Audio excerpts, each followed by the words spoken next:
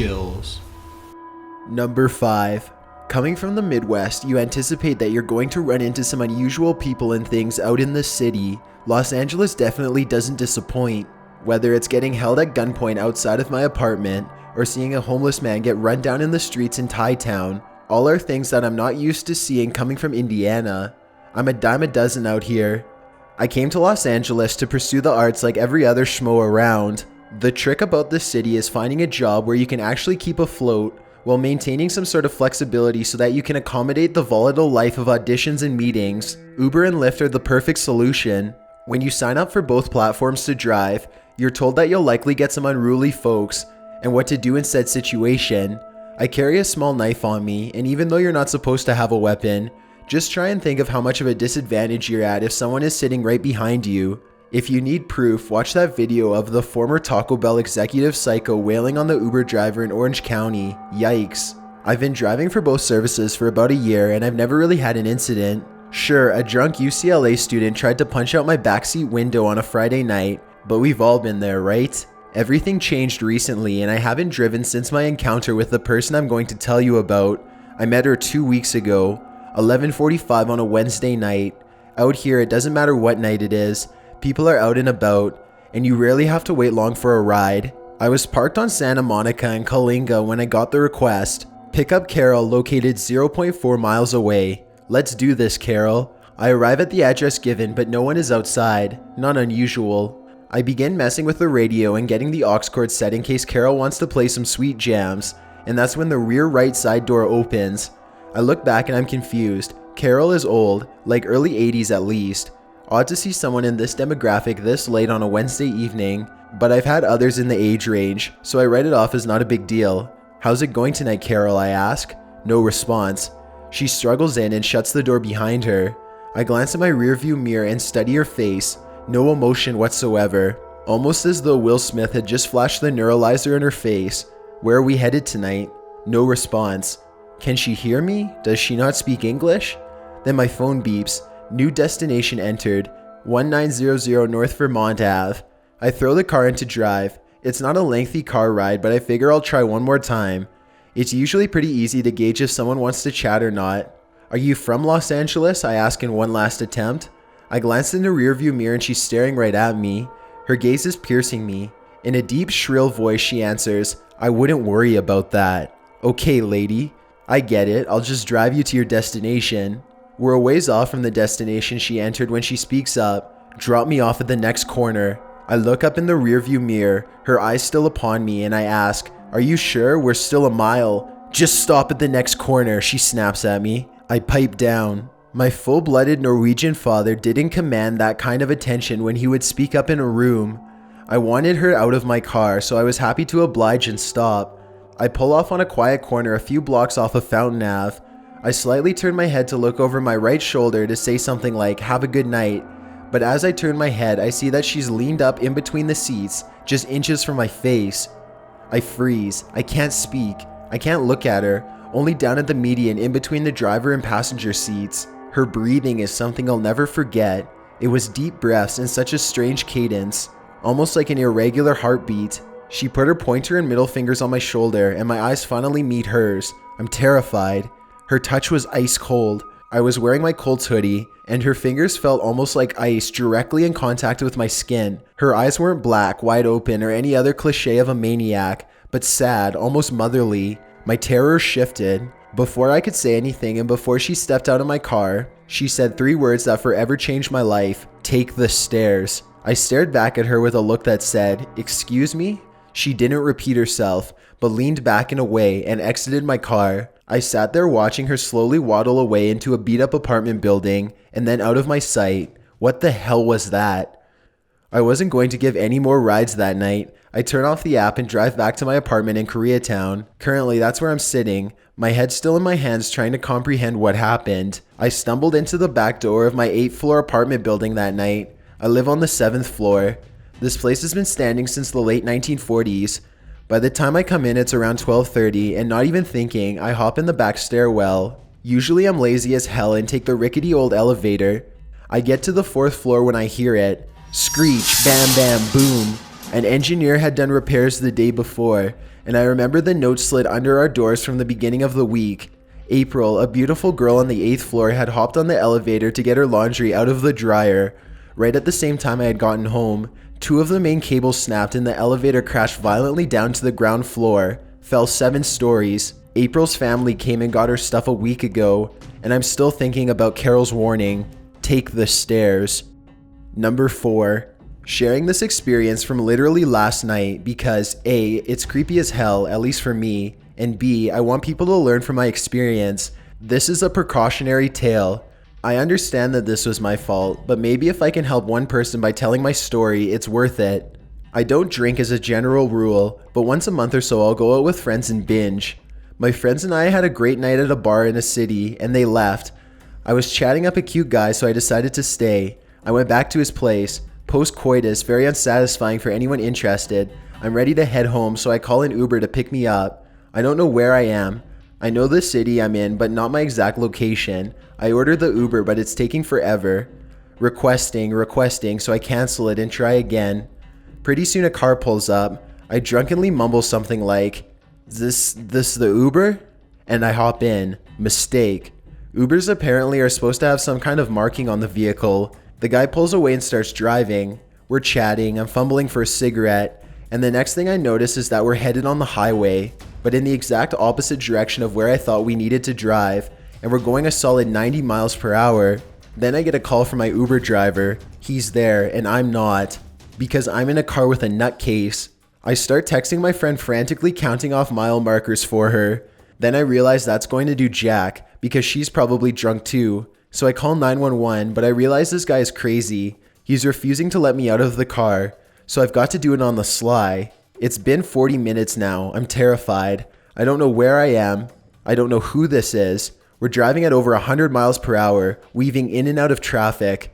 This guy is trying to get me to hang up my phone call.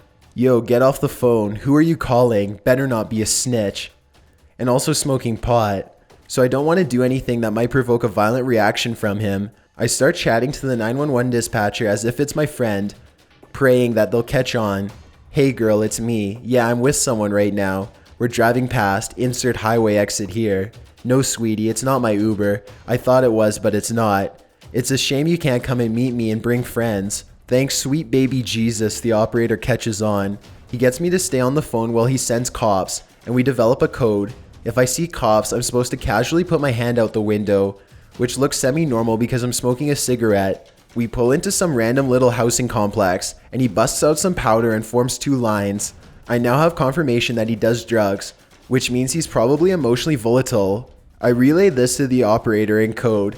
Oh girl, I wish you were here right now. This guy just busted out the coke. You'd love it. He's taking a really big bump. Man, after my own heart, etc. Pretty soon I can see the lights from the cop cars, so I start waving my hand out the window. At this point, I don't care if he's onto me or not. I don't know if he has a weapon, but I slump down in my seat just in case things get hot. The cops surround us, get him out of the car, and then, once it's safe, they extradite me as well. They whisk me to the hospital for a drug test and evaluation, and that's where my story ends. On my way to the hospital, as I'm explaining all of this to the officer, I find out that this guy's 40-ish years on this earth. He's been in federal prison for 30 of them for violent offenses. I want people to learn from my mistakes, and if nothing else, call 911 and stay on the line. TLDR, by being drunk and stupid, I got into a car with a violent felon who may have been trying to kidnap me. With some quick thinking on my part and a 911 dispatcher sent from the gods above, I'm okay. I don't have much by the way of proof, but here's a screen cap of the text I sent my friend, as well as my hospital band. On the second pic, you vaguely see a bruise forming from where he attempted to physically grab the phone from my hand at one point. Number 3. It was raining, dark out, real late. As I drove towards the bar, I could already see his silhouette stumbling in the street. The place had closed and he was waiting for his usual Uber. As he approached the car, he banged his hand on the hood as if to slow me down. He was drunk, really drunk. He carelessly opened the front door and got in, next to me. The smell of his breath was nauseating. Hello, Uber, he slurred. Uber, Mr. Uber. Well, none of those were my name, but he didn't really care. His eyes fixated on the glow of my phone. 20 minutes to Crescent Road, inform misnavigation. In 500 feet, turn left onto Rowe Avenue. You ever wonder what she looks like? I actually didn't, but he wanted small talk, so I gave it to him. Nah, you? I don't know, but...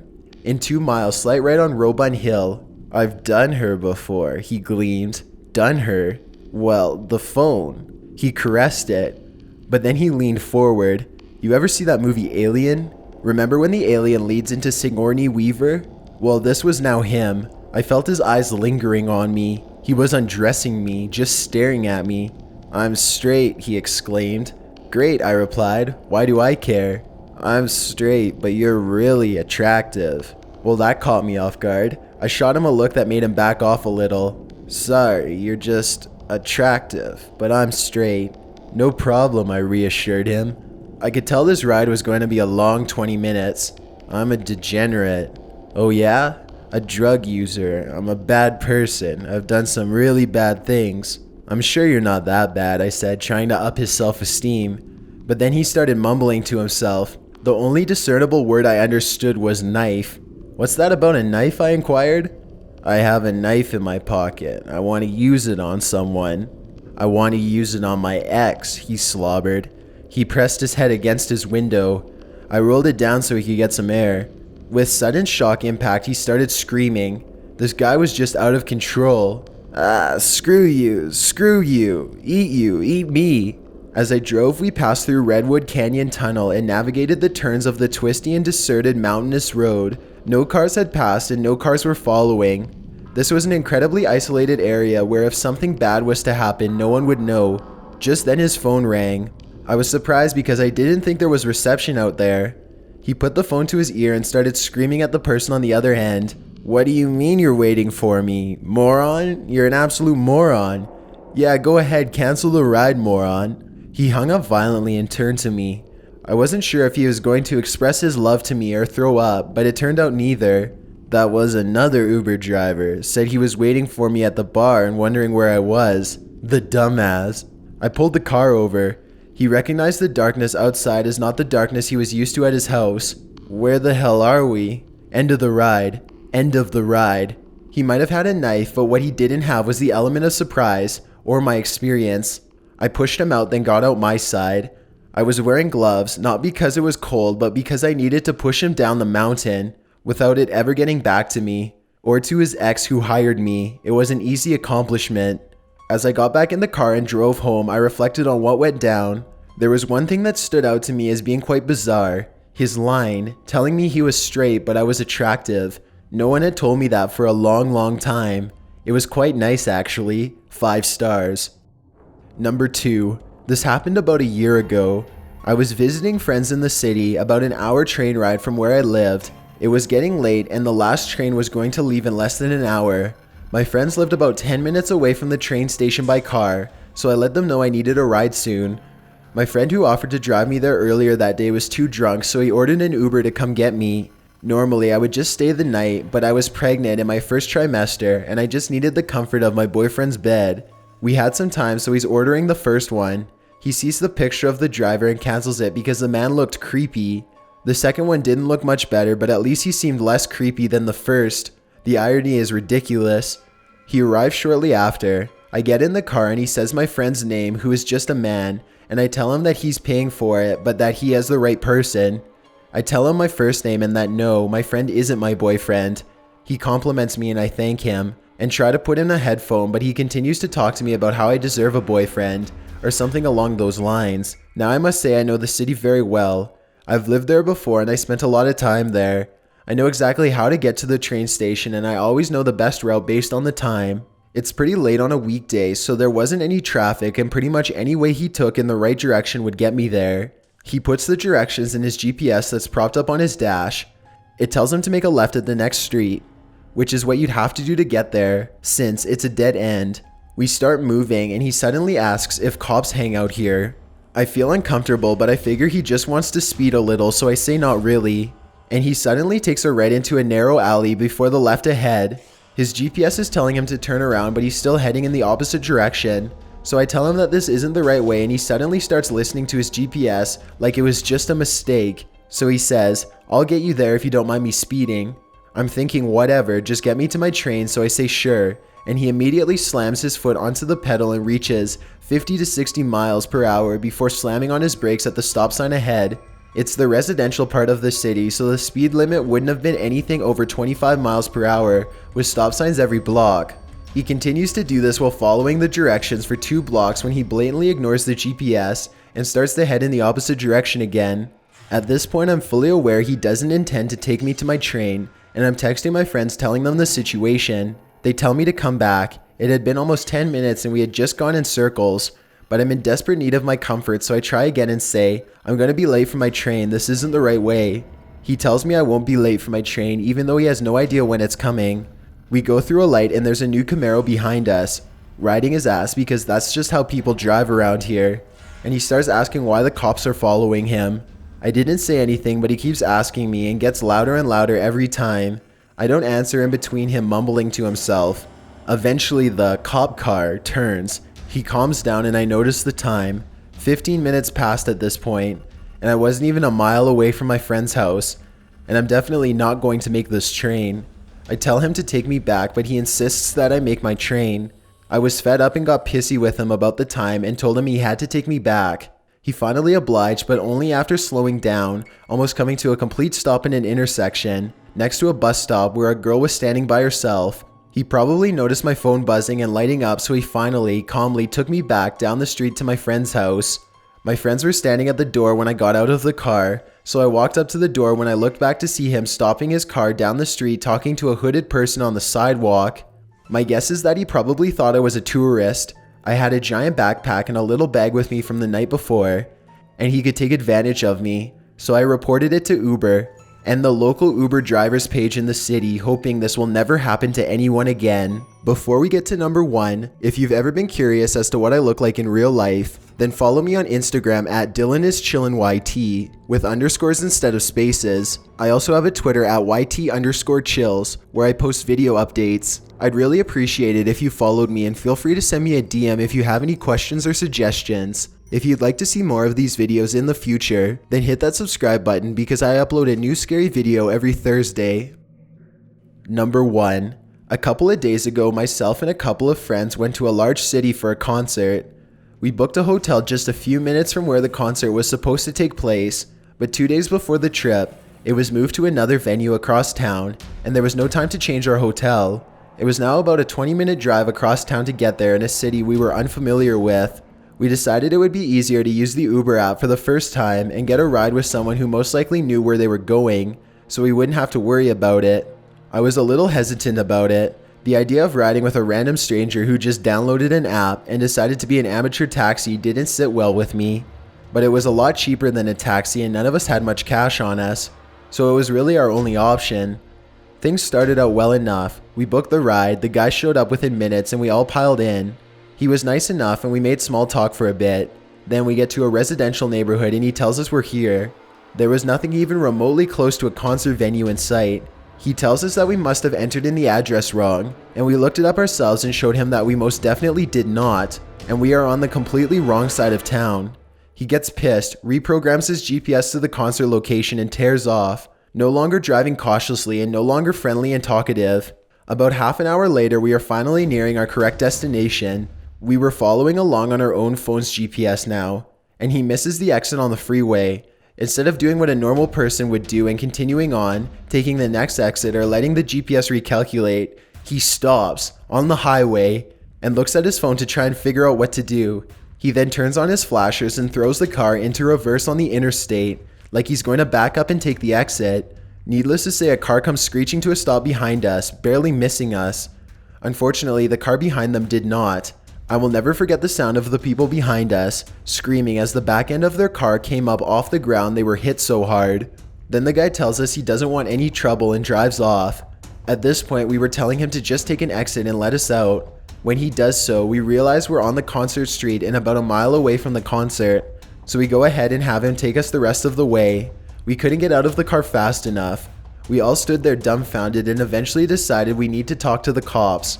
Luckily, there was one working at the concert, so we gave him what information we could, but it wasn't much. He basically told us since the guy wasn't physically involved in the accident, even though he caused it, that he wouldn't be in trouble for leaving the scene. My friend who ordered the ride was looking at his app to see what other options he had to report the guy to Uber and noticed that he had charged us double for all the extra driving that was entirely his fault. Pretty much ruined our evening and our Uber experience. We were terrified to take another on the way back but didn't have much choice. Luckily, the ride home was great. The driver was friendly and professional and had us back at the hotel in 15 minutes instead of the 45 minutes of hell we had endured on the original trip. Thanks for checking out this video. Be sure to subscribe because I upload a new scary video every Thursday. Or if you're still not convinced, here are some of our other videos that I think you'd like. Enjoy!